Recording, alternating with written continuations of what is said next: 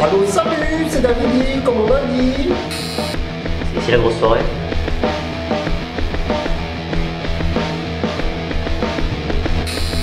Salut, il est là quand t'as le compte? C'est ici le sponsor?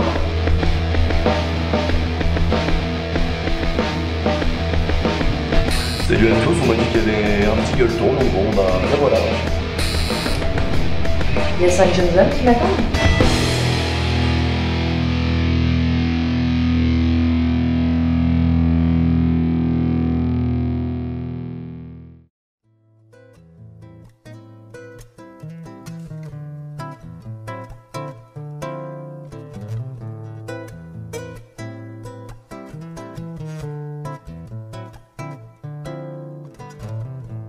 Shouted loud, but I can't hear a word you say. I'm talking loud, not saying much. Puisque vous êtes des joueurs de tournoi, en tournoi live, il y a eu des évolutions. Maintenant, la majorité des tournois sont en re-entry. Ça fait mal. Alors, le re-entry. Avant, j'entendais beaucoup de joueurs dire la différence entre le tournoi et le live. On va dire pour les gens qui n'ont pas forcément énormément de moyens, c'est au moins en live, on est tous au même niveau. En cash game, tu veux dire? Non. En tournoi live. En tournoi live. En tournoi live, on est tous au même niveau. Ok. C'est-à-dire que chacun a payé sa part et personne n'a envie de bust. Que tu aies 1 million sur ton compte ou que tu te sois économisé pendant 2 mois pour jouer ce tournoi.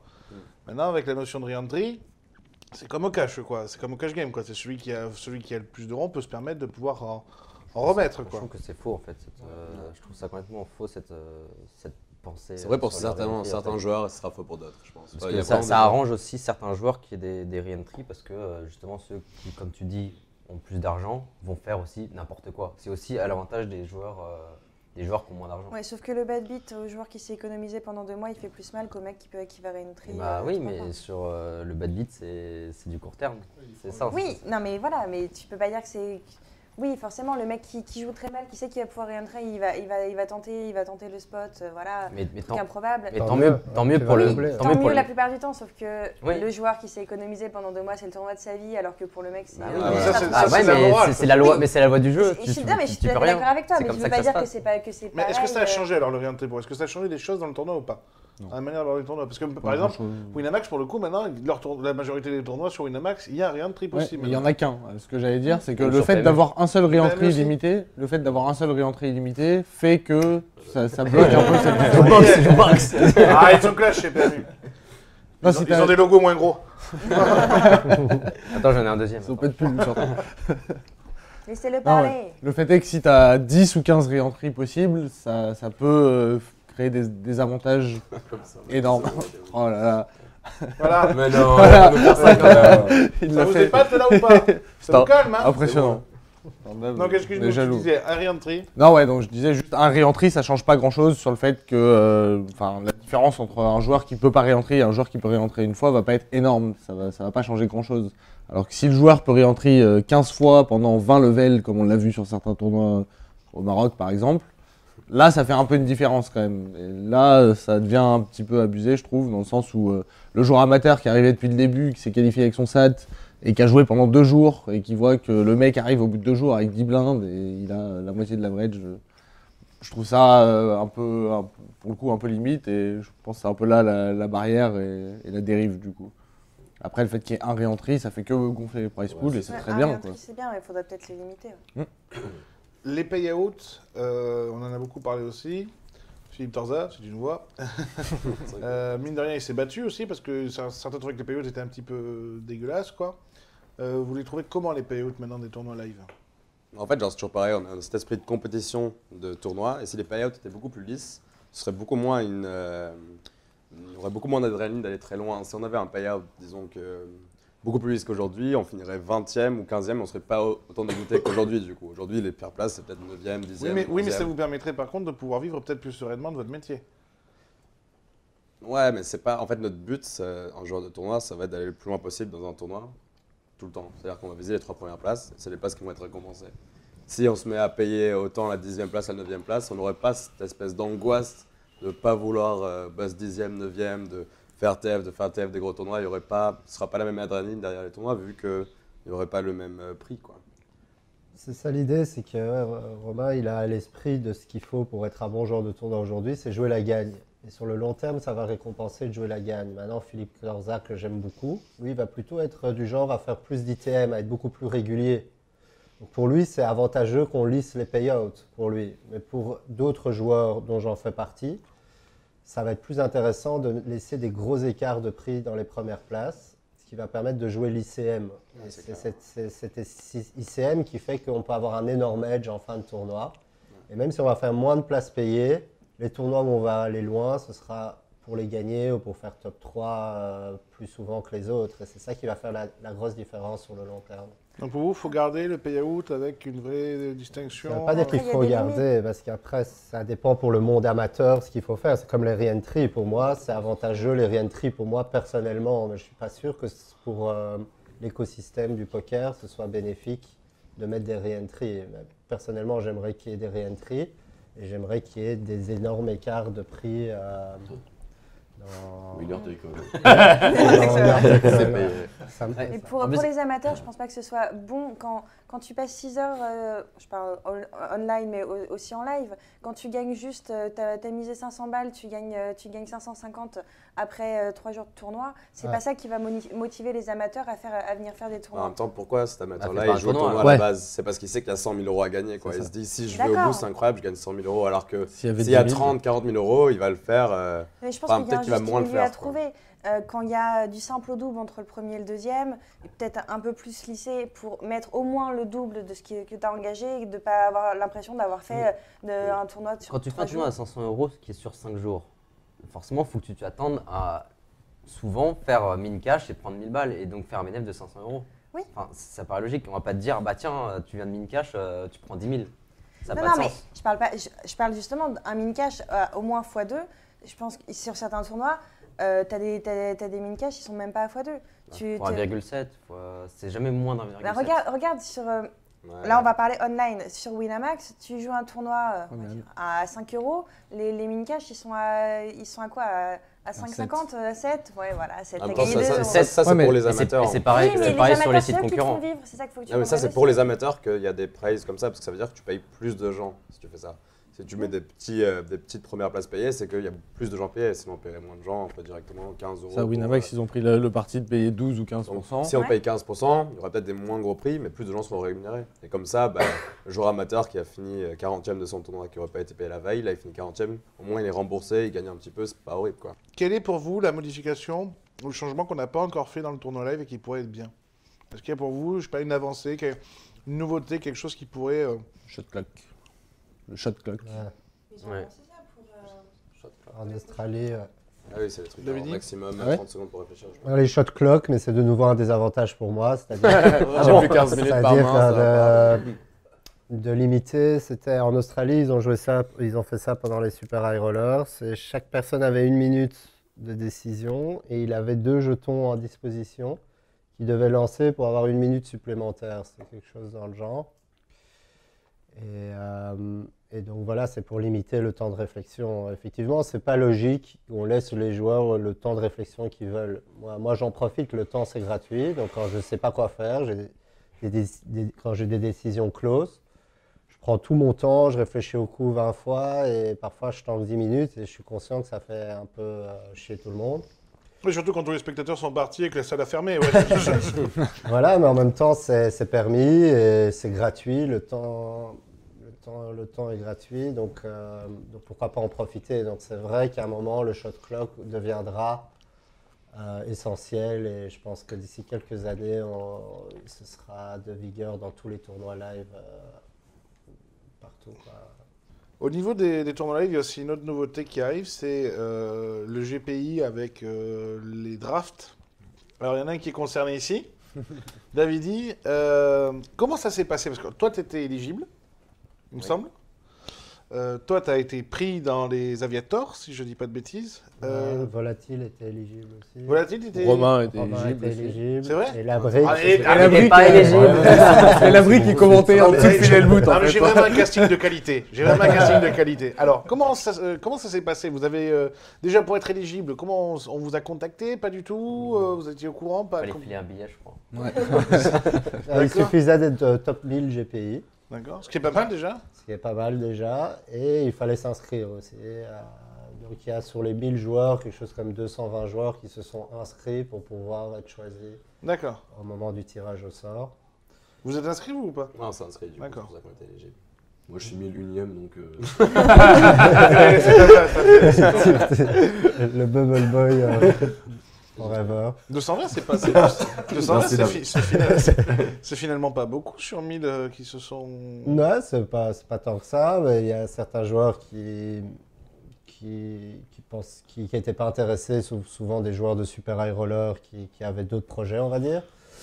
Et puis il y avait d'autres joueurs qui savaient qu'ils n'allaient pas être pris, donc ils ne se sont même pas inscrits. Mais sur les 220, c'était des équipes de 4, il y avait 6 équipes, donc il n'y en avait que 48 Ouais. sélectionnés, je crois. 48 4 4 draftés fois 12. pour 12 équipes. Ouais, 20% quoi. Pourquoi toi tu as envie d'y aller? Bah, c'est marrant, on va dire. J'aime bien toutes les petites compétitions. Je ne suis pas sûr du projet. J'ai pas tout compris, je t'avoue. Ah ouais? Vraiment quoi. J'ai pas tout pigé, mais ça a l'air. J'ai confiance. C'est impeccable parce que quand l'émission sera sortie, logiquement tu aurais dû faire ta première date, donc ce sera parfait. Comme ça, Alors voilà, je me suis inscrit. Je me suis dit, on va voir. De toute façon, je n'étais pas sûr qu'on allait me choisir. Et puis, Ah, tu savais pas avant? Non, je savais pas. Non. Même il t'en avait pas parlé, Fabrice, avant ou... Non, il m'en avait parlé, tout comme il en avait parlé à Benjamin Pollack, à Sylvain Lousli, et il les a pas choisis. Donc c'était D'accord. pas, il avait prévenu qu'il n'avait pas encore fait son choix sur son équipe et il voulait savoir si ça nous intéressait. Moi, je lui ai dit pourquoi pas. Et donc, ouais, j'étais content d'être pris dans l'équipe de Fabrice Soulier. C'est en même temps un bon pote à moi. En même temps, je représente Paris. Donc, ouais, on représente la France. C'est parfait, comme d'hab, quoi. Comme d'hab, quoi. Comme d'hab, quoi. Comme on a dit.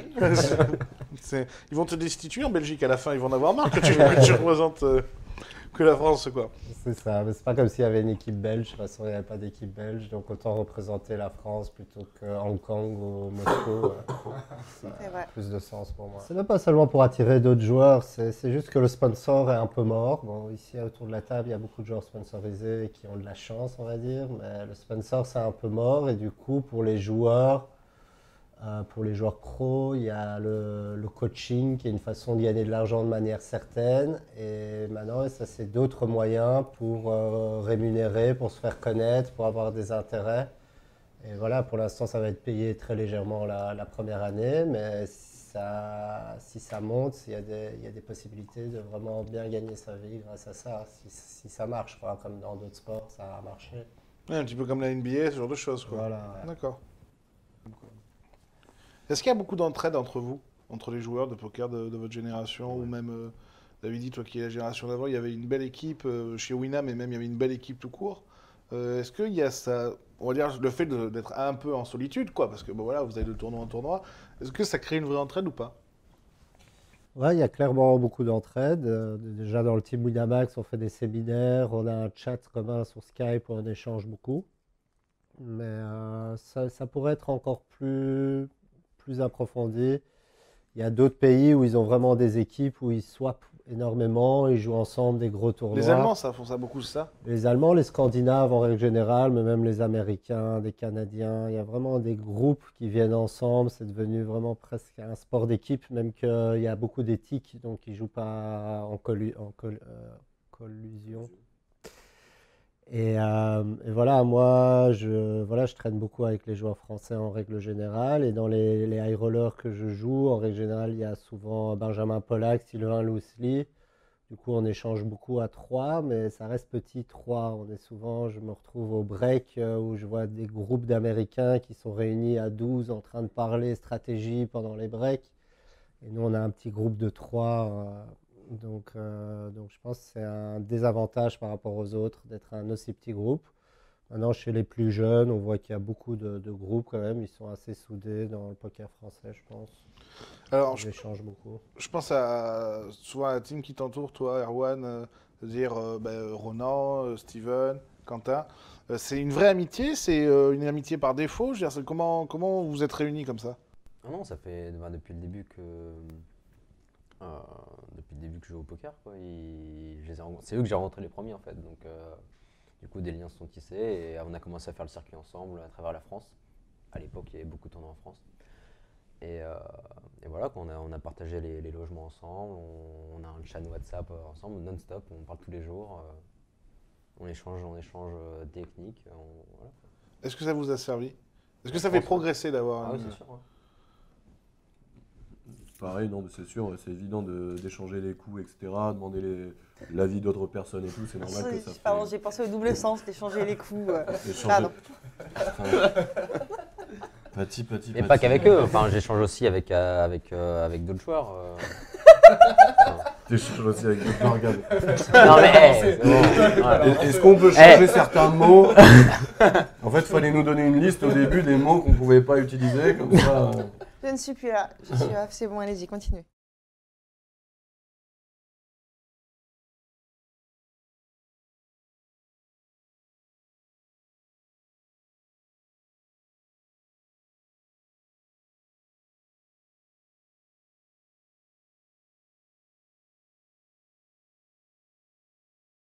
Le fait aussi, vous êtes hormis Romain, mais ça va arriver dans quelques semaines, mais sinon vous êtes tous sponsors.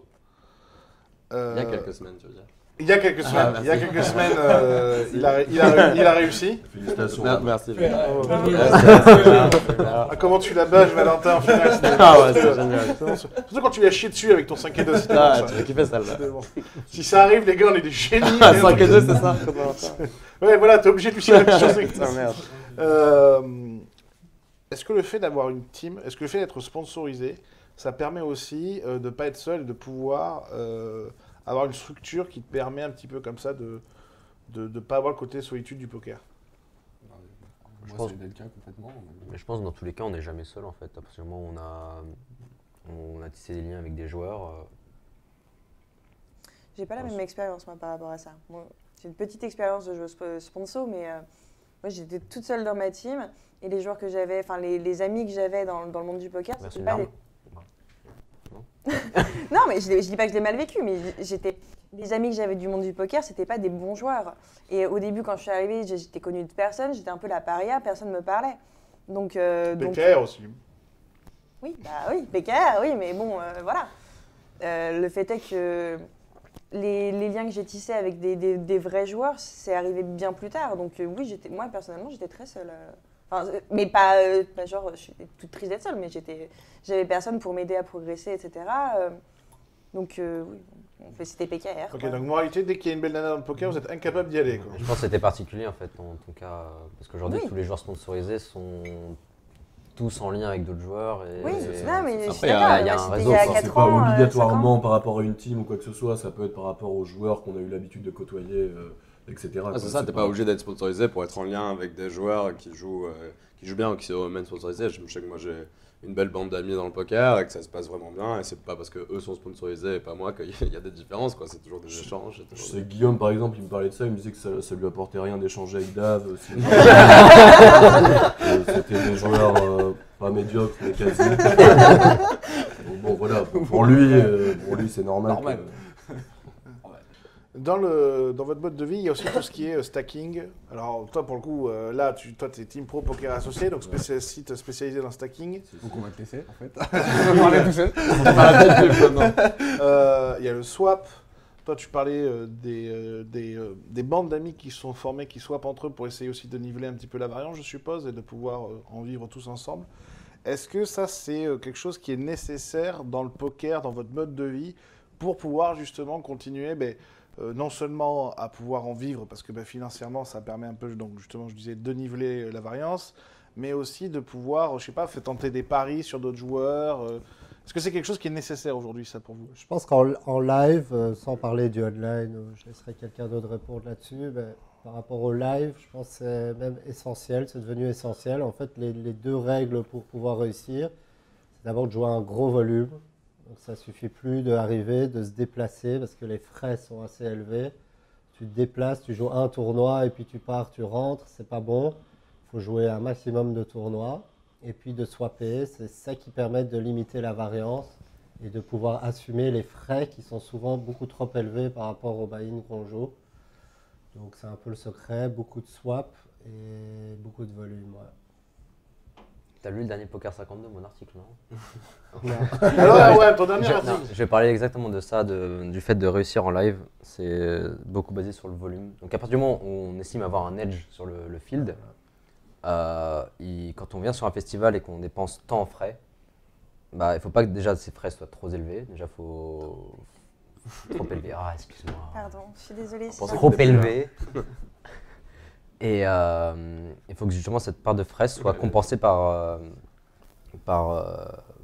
des gains qu'on va acquérir avec le volume en fait. Et donc voilà, c'est très important sur un festival quand on vient, c'est pas que pour jouer le main event ou que pour jouer tel side event. Il faut jouer maximum, voire même tous les tournois qu'on peut jouer pour justement effacer ce.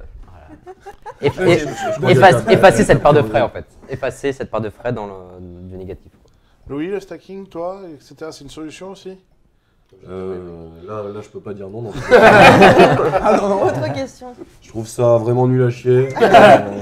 Non, sincèrement, c'est vrai que pour les joueurs qui n'ont pas de bankroll, etc., de pouvoir permettre justement de faire des tournois comme ça, c'est hyper bien et c'est super important. Après, bien entendu, des joueurs comme Dave ou même d'autres qui ont une bonne roll, ça va leur servir absolument à rien, sauf pour les super high rollers ou des tournois vraiment très chers.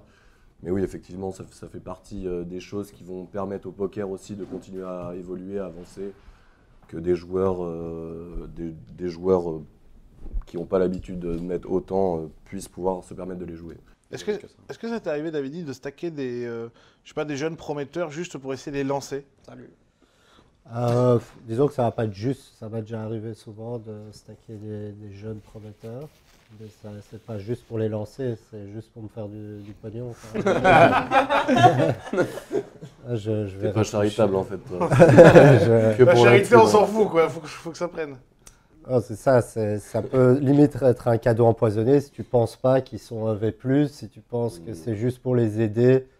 Ça, c'est fini le stacking social. J'ai déjà fait ça de temps en temps pour faire plaisir à un pote, d'acheter des parts et tout, mais je me suis promis d'arrêter avec ça parce que c'est même pas rendre service aux joueurs.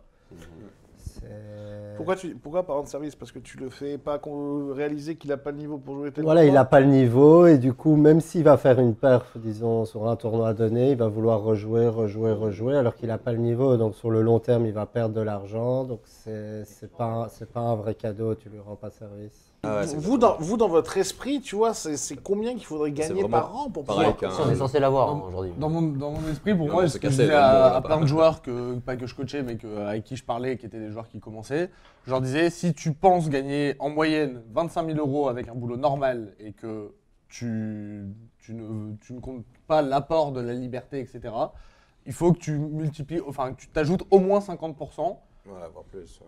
que tu gagnes au poker. Donc, par exemple, imaginons qu'avec un boulot normal, tu gagnerais 25 000 €. Bah, au poker, il faut que tu gagnes 37 500 pour que ce soit équivalent. Étant donné que tu n'as pas de la retraite, tu n'as pas ton chômage, tu n'as Puis on va pas peut-être pas jouer à la ça sécurité, toute notre vie, etc.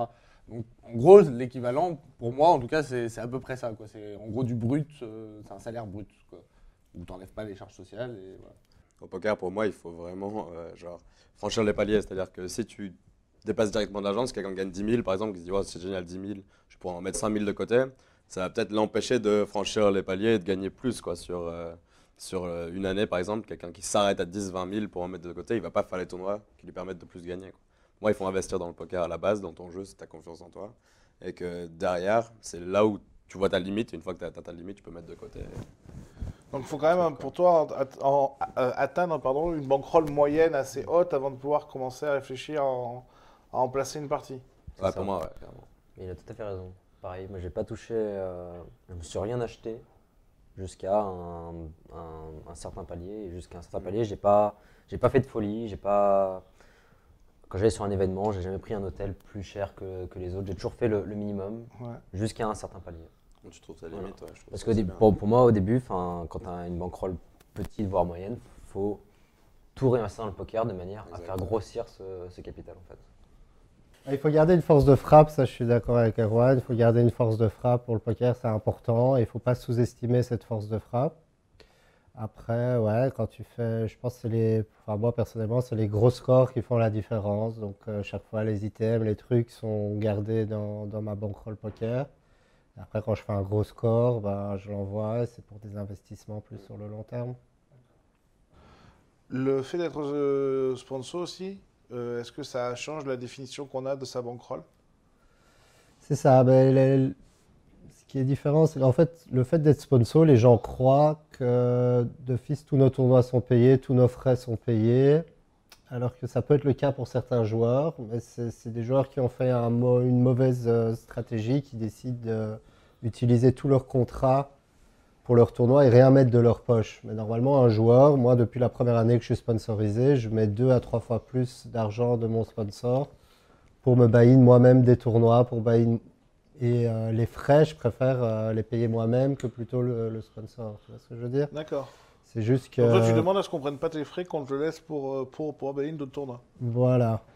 En fait, au plus on va jouer de tournois, au plus, si on pense être V+, on est sûr de limiter la variance. Donc il faut profiter de son contrat. Quel que soit le contrat, on peut toujours jouer plus de tournois en payant de sa poche une partie. Et grâce à la partie payée par le sponsor, ça fait que sur le long terme, on est sûr de gagner. Je donne un exemple, un joueur a 100 000 € de contrat. Au lieu de jouer pour 100 000 € toute l'année, c'est plus malin pour lui de mettre 100 000 de sa poche. Donc il jouera pour 200 000 de tournois. Donc il aura besoin d'un rendement de 50% perdant pour juste être à jeu. Donc c'est une manière pour lui d'être sûr de gagner sur le long terme. C'est grâce aux 100 000 qu'il aura mis de sa poche. En gros, beaucoup de joueurs ont fait l'erreur de juste jouer l'argent du sponsor et de refuser de mettre de l'argent de sa poche. Et en fait, sur le long terme, c'est clairement une erreur, une grosse erreur. Ça permet vraiment de limiter la variance. Je pense qu'Erwan, c'est un exemple même du joueur qui paye de sa poche, qui a compris. Ah ouais. J'ai énormément payé de ma poche, même à côté du contrat. Et moi, ça a payé. Enfin, on l'a vu. Même avant le sponsor, j'avais déjà monté une bankroll. Et une fois que j'étais sponsorisé, j'ai utilisé cette bankroll pour buy-in à côté du contrat. Mais ça a marché, quoi. Enfin, j'ai pas augmenté mon ROI parce que forcément, si j'avais joué que le sponsor, mon ROI aurait été forcément positif parce que j'aurais pas pu perdre d'argent. Mais je pense avoir gagné plus d'argent que si je n'avais pas buy-in à côté. Je pense qu'en cash game, et notamment le cash game HU, on se rapproche d'un jeu optimal et mathématiquement solvable. C'est-à-dire que pour moi, dans les 5 prochaines années, le jeu de cash game HU, donc qui ne changera jamais, sera résolu. C'est-à-dire qu'il y a des bots qui vont pouvoir être aussi forts que les uns que les autres, et meilleurs que les humains, et qu'il n'y aura pas d'autres moyens de battre, vu qu'il n'y a pas de changement. C'est toujours pareil. C'est un échange les blindes n'augmentent pas, et c'est 1 contre 1. Une fois qu'on rentre dans des tournois, ce sera toujours différent, donc il y aura toujours différents moyens d'exploiter certaines situations, vu que l'enjeu ne sera pas le même, les modes de jeu vont changer, et qu'on n'a jamais 2 fois la même situation, alors qu'en cash game, on l'a. Donc en cash game, pour moi, on se rapproche d'un jeu théorique quasi parfait, et qui aujourd'hui, en tournoi, pour moi, c'est pas... Ça va changer tout le temps, quoi. Je sais pas si vous êtes d'accord ou pas. Ouais, et puis c'est très dur de savoir comment ça va changer, quoi. Exact, ouais. Les stratégies s'adaptent. Aujourd'hui, pourquoi on défend beaucoup nos blindes? Parce que les joueurs mettent 2 blindes. Donc si il y a 5 ans, les joueurs n'avaient pas décidé de mid-raise, aujourd'hui, le fait de défendre ces blindes ne serait pas bon. Donc c'est toutes ces choses-là qui font qu'il y a un engrenage, et je pense que les tendances, c'est un peu... Enfin, si on serait ultra visionnaire si on savait te dire dans 5 ans, ça faudra jouer comme ça. 3-4 mois, tous les 3-4 mois, il y a des choses qui changent. Ouais, c'est ça va ultra vite. Il y a qu'à voir le HU aussi, dont on parlait Romain, c'est qu'il y a 5-6 ans, on regardait les HU des grands tournois, c'était que des pots 3 bêtes, 4 bêtes, 5 bêtes. Les showdowns, 40 BB deep, c'était Roi-Valet contre As-3 off à tapis. Aujourd'hui, ça n'existe plus. Ça. Même hier, j'ai envie de dire, c'était min-raise, défendu, et après on joue un pot de 4 BB post-flop. Et aujourd'hui, c'est limp et check, et c'est un pot de BB post-flop. Ça évolue. Le HU aujourd'hui, comme dit Romain, ça va bientôt être résolu, je pense. Tout va vers le côté mathématique pur, parce qu'en HU, tu as beau créer une dynamique, tu as beau essayer de tilter ton adversaire, si tu joues de la meilleure façon possible à chaque main indépendante, tu vas gagner, quoi. Parce que si tu n'es pas du tout affecté par le tilt ou par comment joue l'autre, tu vas gagner, alors qu'à l'époque, j'ai l'impression que c'était vachement à l'ego, quoi. C'était genre, c'est moi qui vais t'énerver le plus, hop, je vais te rebattre toutes les mains, et ça marchait bien à l'époque, mais aujourd'hui, les gens, ils s'en foutent, quoi. Ils cliquent sur fold, ils attendent la prochaine main, et ils jouent de la meilleure façon possible. Et donc les deux joueurs commencent à faire ça, et ça va vers le jeu parfait mathématiquement. Je pense que c'est pour ça qu'on ne joue pas dans cette discipline-là, c'est qu'on n'a même pas le côté de pouvoir croire que le poker, ça peut être résolu, et qu'il n'y a pas une solution, enfin qu'il y a une solution meilleure que les autres, quoi. Nous on joue en tournoi parce que c'est toujours différent et que tous les 3 mois on va trouver quelque chose à. Et pourtant en HU, il y en a un qui a fait un HU particulièrement pas standard, c'est toi. Qu'est-ce que tu en penses, ce qu'ils te disent? Parce que toi on peut pas dire que le HU était très mathématique. Disons que je pense que vous parlez du HU qui a lieu en 2012, donc ça commence à dater maintenant. Depuis lors, j'en ai joué d'autres HU qui étaient moins spectaculaires. Effectivement, en 2012, c'était un peu ma lacune. C'est en 2012 que tu gagnes le PT? Je gagne le PT en 2012. J'ai gagné un bracelet en 2014 où j'ai aussi fait un HU sympa, mais c'était pas la même. En fait, en 2012, simplement, j'avais beaucoup de respect pour Andrew Chen en heads-up et je savais qu'il était meilleur que moi techniquement. Du coup, ouais, j'ai été le chercher sur d'autres aspects et j'ai été chercher loin dans la réflexion. J'ai été assez loin. C'est quelque chose, je pense que ça m'arrivera plus. Depuis lors, je me suis beaucoup entraîné en heads-up et j'essaierai de trouver des spots un peu plus faciles. Là, je me suis mis dans des situations vraiment compliquées. Et au moins, j'ai pris les bonnes décisions, donc j'étais content de moi. Mais c'est quelque chose que maintenant, même quand je regarde ces coups-là, c'est juste, ça arrivera plus, quoi. J'ai toujours fait des hero calls, ça a toujours été ma spécialité, entre guillemets, c'est les hero calls. Sauf qu'ils n'étaient pas devant les caméras. C'était quelque chose que j'étais content à Berlin d'enfin révéler mon côté hero caller, qui a été quelque chose que j'en ai fait beaucoup dans ma vie, mais personne ne l'a jamais vu, c'était pas devant les caméras. Donc justement, dans les hero calls, je pense m'être trompé rarement lifetime. Je me suis rarement trompé à ce niveau-là et j'ai eu de la chance là-dessus. Parce que souvent, quand je call avec une main vraiment faible, il y a des bluffs qui me battent. Et ça m'est arrivé rarement, ça c'est ma chance, qu'ils ne bluffent pas avec une meilleure main. Et ça, c'est quelque chose qui peut arriver souvent. Mais d'ailleurs, du coup, c'est un call presque critiquable en fait, parce qu'il y a vraiment beaucoup trop de bluffs qui te battent. Ouais. Mais après, l'autre débat qu'on peut avoir sur cette main, c'est que je pense qu'il aurait 2 barrels avec tellement de mains, donc deuxième paire, donc gut shot. Peut-être rappeler la main pour. Voilà, je sais plus. Peu importe, ils regarderont. Il y a des. En gros, au river, il se passe un truc de fou. En gros, il y a. All-in. Non. Moi, je bête en bluff et lui, il raise en bluff. Et effectivement, il y a des bluffs qui me battent, mais pas autant que certains peuvent le croire, parce qu'il a check la turn, en gros, il aurait barrel avec beaucoup de paires, donc pas autant que d'autres peuvent le croire. Donc c'est un coup que mathématiquement, je peux prouver que le call était bon. T'avais un tel physique sur lui aussi, non? J'avais des tels physiques, ouais. Mais ça m'a surtout aidé sur le deuxième coup, qui était roi 5, qui était un autre coup un peu fou. 5e paire ou 6e paire, quand tu colles avec juste le 5, c'est ça? Ouais. Mais t'as la gagne river seulement, je crois ça. Ouais, il touche. Bah, comme tout le monde, ça vous arrive jamais. Ouais. Alors, on est la critique, Non, mais- là, s'il te plaît. Là, t'avais la gagne river, là, tu perdais comme plein de bluffs. Ouais, voilà, non, justement, il est battu par un bluff et. Et alors, ma dernière question pour finir, est-ce qu'on va résoudre le no limit hold'em? En HU cash game, oui. C'est En 6 max cash game sans bébé deep, sûrement. possible. Mais Des logiciels informatiques. en tournoi, ça. en tournoi, c'est pas possible. Enfin, Trop de facteurs, trop de. aujourd'hui, a critères. priori, enfin, aux États-Unis, il y a sur tout plus tout, il y a un thread qui est dédié à ça. A priori, il y aurait des bots qui gagneraient en low stake MTT. A priori, c'est pas avéré, mais bon, ce serait que en low stake. Ils ont bloqué les comptes ou pas? A priori, ouais, ils ont déjà commencé à bloquer des comptes et ils ont déjà commencé à s'énerver un peu. Mais donc, bon, s'ils arrivent à battre les low stakes, ça veut dire qu'il y a une marge d'évolution et que peut-être qu'un jour ils arriveront à battre les tournois où il n'y a que des règles, quoi. Bah, écoutez, merci beaucoup d'être venu, c'était super cool. Je remercie monsieur Julien du Repère, il saura pourquoi, hein, parce que sans Julien on pourrait rien faire. Voilà, On sait tous pourquoi. c'est la famille. Merci ma chatoune. Merci, mon Richard. À la prochaine. Merci beaucoup d'avoir suivi Tour de Table. J'espère que ça vous a plu. Et puis on se retrouve pour le prochain numéro. Merci à PMU. À très vite. Allez, salut. Merci.